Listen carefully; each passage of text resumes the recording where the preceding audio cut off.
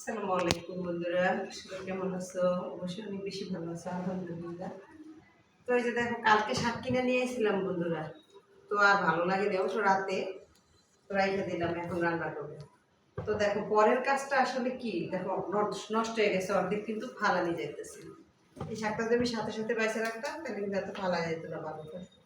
তো এর জন্য আমরা অনেকে বলি পরে নামাজ পড়বো, পরে আমল করবো, কিন্তু পরেরটা তো করতে করতে এরকম বাসি হয়ে যাবে, তারপর অনেক কিছু ফালানি যাবে। তো ব্যাপারটা আসলে এরকম, এর জন্য আমাদের আর সময়ের কাজ সময় করতে হবে, এটা হচ্ছে সবচেয়ে বড় কথা।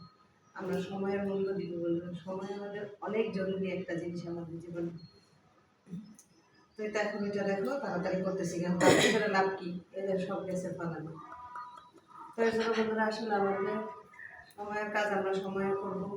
আমাদের জীবনে যে নামাজগুলি আমরা বাদ দিচ্ছি, সেই নামাজগুলি আমরা পড়বো, এবং আমাদের সামনে যে নামাজগুলি আছে সেগুলি আমরা পড়বো। আল্লাহ নবীর পথে চলবো, কথা কোরআনের পথে চলবো। আল্লাহ যেন আমাদের তৌফিক দান করে। চারিদিকে যে অবস্থা দেখতেছো বন্ধুরা, আমরা দেখতেছি কে আমাদের আলামত কিন্তু অলরেডি চলে আসছে। না হলে কিন্তু আগে এসব ঘটনা ঘটেনি, এখন যা হইতেছে তো কেয়ামতের আলামতই এগুলির প্রমাণ।